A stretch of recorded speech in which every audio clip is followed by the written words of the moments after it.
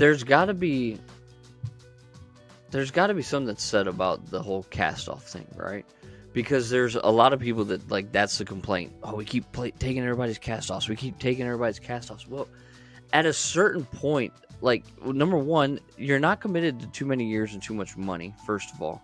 Because you don't have to re-sign them. No. What if that change, especially in a rebuild where you literally have nothing to lose except for basketball games? You're not winning basketball games this year. Right. Why would you not acquire that?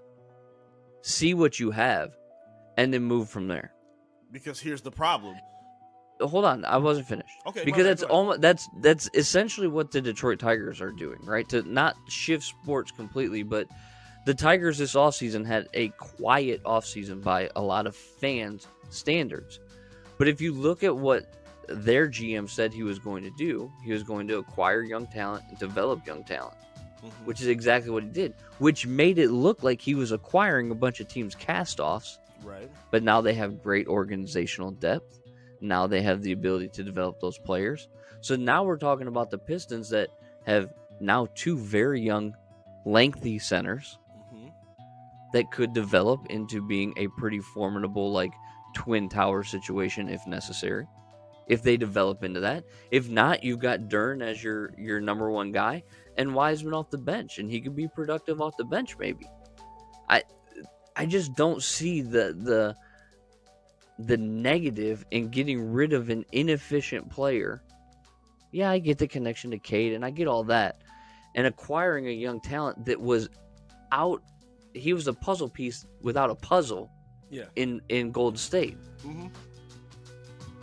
I feel like Wiseman and Saddiq, they were both in situations where they weren't going to flourish at the top of their ability. So I think Saddiq going to Atlanta is fine. I'm not going to miss him. I think he played himself out of the rotation.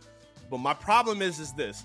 Dwayne Casey and Troy Weaver have come out and say that they don't look at Wiseman as like some stopgap player. They think that he's somebody that can be built around long term.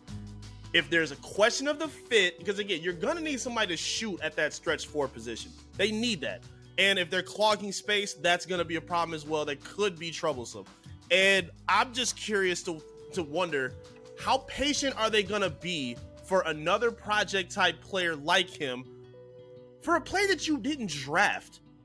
Like, there's a little bit to say with that. Like, you see guys like they extended a lease for guys like Killian. They want to make beef stew work. Like, you see GMs and front offices stay tied to the players that they draft and bring in.